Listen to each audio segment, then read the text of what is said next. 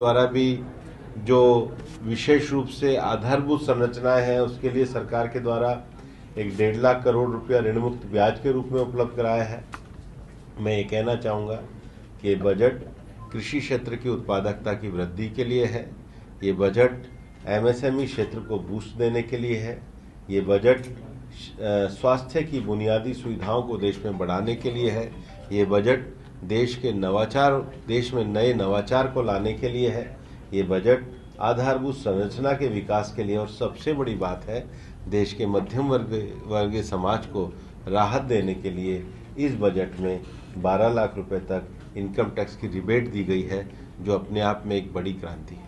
ये इस समय हमारे देश में चाहे पोस्टल बैंक का विषय हो, चाहे जो और बुनियादी ढांचे हैं उनकी कैपेसिटी बिल्डिंग को बढ़ाने के लिए बजट है। 2047 के विकसित भारत को आगे बढ़ाने के लिए प्रधानमंत्री नरेंद्र मोदी जी के विजन का बजट एक मील का पत्थर साबित होगा। बिहार में विपक्षी दल खासकर कह रहे हैं कि उन्हें बिहार के बजट में नहीं मिला, स्पेशल स्टेटस की मांग की जा रही है। अब ये उनका नजरिया है, हम एक सकारात्मक तरीके से आगे बढ़ रहे हैं। बिहार के makhana board, greenfield, airports, infrastructure, Kosi जैसी जो इतनी लंबी परियोजनाएं जो पेंडिंग पड़ी थी उसको इस बजट में लाया गया है। अब उनको दिखता नहीं है तो जनता भी उनको नहीं देखेगी। सर, इस बजट में इंडिया ब्लॉक में भी डाइवर्सिटी दिखी। आरजेडी कह रही थी कि कुछ नहीं मिला, वही कांग्रेस कह रही है कि बिहार को ही सब कुछ मिला। इंडिया ब्लॉक होल में चला गया है।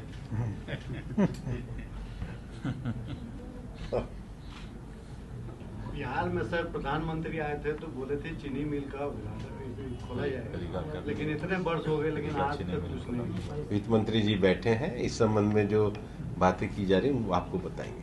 अभी तो तुरंत अभी 1 महीने पहले रीगा चीनी मिल का उद्घाटन माननीय मुख्यमंत्री जी ने प्रोडक्शन के साथ, और कई इथेनॉल प्लांट हमारे यहाँ 15 से अधिक इथेनॉल प्लांट चालू हैं। तो चीनी मिल जो आप कह रहे हैं उस सब पे पूरा प्रोसेस करके काम किया जा रहा है। सासा मूसा भी खुलने वाला है जल्दी। हाँ जी।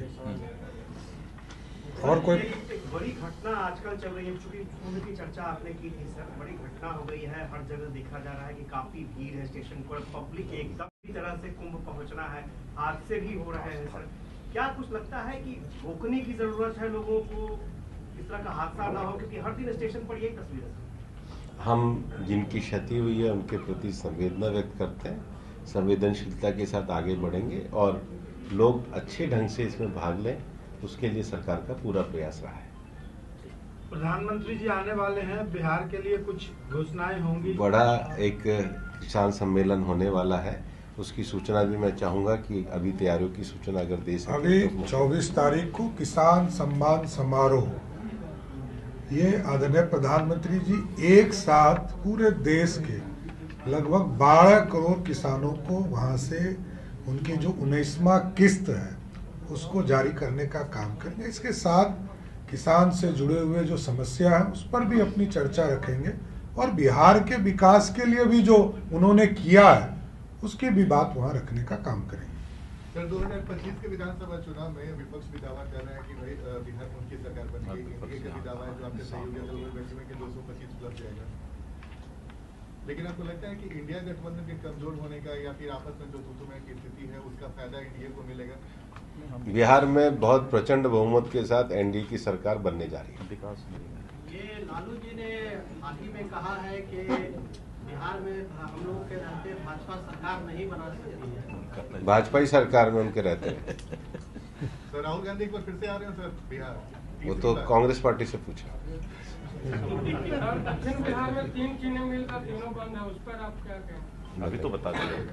अभी इसका काम चल रहा है। मैंने कहा कि अभी 15 से 16 जगह पर काम शुरू हो गए, सब जगह चालू है और भी जो बचे हुए हैं उसको भी जोड़ने का काम किया जा रहा है।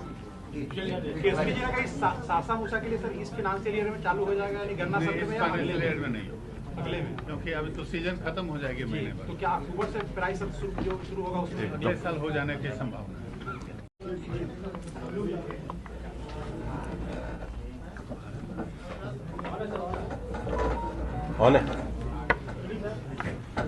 आज के पत्रकार वार्ता में मेरे साथ उपस्थित हमारे बिहार भारतीय जनता पार्टी के प्रदेश अध्यक्ष, उसके साथ हमारे उपस्थित दोनों सम्मान्य मुख्यमंत्रीगण, उप मुख्यमंत्रीगण, बिहार इंडस्ट्रियल एसोसिएशन के अध्यक्ष। सबसे पहले तो मैं मीडिया के सभी मित्रों का स्वागत करता हूं। आज भारतीय जनता पार्टी बिहार ने और बिहार इंडस्ट्रियल एसोसिएशन ने बजट पर चर्चा के लिए कार्यक्रम रखा था। प्रधानमंत्री नरेंद्र मोदी जी के नेतृत्व में इस तीसरे कार्यकाल में 2047 के विकसित भारत की संकल्पना को आगे बढ़ाने के लिए एक ऐतिहासिक बजट प्रस्तुत किया गया। इस बजट के माध्यम से जहां किसान धन धान्य योजना के अंतर्गत कम उपज वाले जिलों पर ध्यान दिया गया, वहीं दूसरी ओर एमएसएमई सेक्टर के विशेष विकास का भी ध्यान रखा गया। हमारे देश की स्वास्थ्य सुविधाओं को देखते हुए 200 जिलों में इसी वर्ष और आने वाले 3 वर्षों में देश के सभी जिलों में डे कैंसर अस्पताल जैसे डे केयर के लिए जो प्रावधान किया गया है, ये बड़े दूरगामी प्रभाव इसके पड़ने वाले हैं। देश में फ्यूचर के टेक्नोलॉजिकल और मेडिकल के विकास को देखते हुए नए आईआईटीज़ में 6,500 सीटें बढ़ाना, मेडिकल के यूजी और पीजी की 10,000 सीटें बढ़ाना, आने वाले 5 सालों में 75,000 सीटें बढ़ाना, ये इस बात को प्रदर्शित करता है कि एक लंबे विज़न के साथ ये सरकार कार्य कर रही है। और विशेष रूप से अगर आप देखेंगे कि कृषि में भी दलहन के क्षेत्र में, कपास के क्षेत्र में, फलों और फूलों के उत्पादकता को बढ़ाने के लिए जब विशेष प्रावधान किए गए हैं, वहीं बिहार में एक सेंटर फॉर एक्सीलेंस की स्थापना की बात करी है और उसके साथ साथ मखाना बोर्ड की भी बात करी है। बिहार में आधारभूत सुविधाओं के विकास करने के लिए ग्रीनफील्ड एयरपोर्ट के विस्तार की बात करी है। और आज जो पिछले 10 वर्षों में हम बहुत बढ़िया कनेक्टिविटी देखते हैं, ये मोदी जी के शासनकाल का परिणाम है। हमने सबने देखा है कि 80 के दशक में दुनिया भर में कंप्यूटर क्रांति आई। 2000 में अगर आप देखेंगे तो डिजिटल क्रांति आई। लेकिन आने वाले जो 20 वर्ष हैं, ये आर्टिफिशियल इंटेलिजेंस की क्रांति के समय है। एक ऐसा समय आने वाला है जब मनुष्य अपने विकास की संभावनाओं को और आगे ले जाने वाला है और मशीन लर्निंग जैसे माध्यमों से सभी क्षेत्रों में हम विकास के नए आयामों को छूने वाले हैं। इस बजट में भारत के आर्टिफिशियल इंटेलिजेंस क्रांति के जो भविष्य की संभावना है, उसका बीज रूपी सूत्रपात किया गया है। एमएसएमई सेक्टर इस क्षेत्र में आगे बढ़े, इसके लिए एमएसएमई क्षेत्र में निवेश और ऋण की और उनके साइज की दृष्टि से 2.5 गुना वृद्धि तक एमएसएमई की सुविधा को बरकरार रखा है। एमएसएमई के लिए ज़्यादा ऋण का विस्तार किया है। लेकिन जो नीचे भी जो सीमांत जो लोग हैं, विशेष रूप से शहरी क्षेत्रों में जो हमारे रेहड़ी पटरी वाले लोग हैं, उसके लिए स्वनिधि योजना के विस्तार की बात बजट में की गई है। और आज तो ये दिन विशेष है कि भारत रत्न स्वर्गीय कर्पूरी ठाकुर जी की पुण्यतिथि भी है।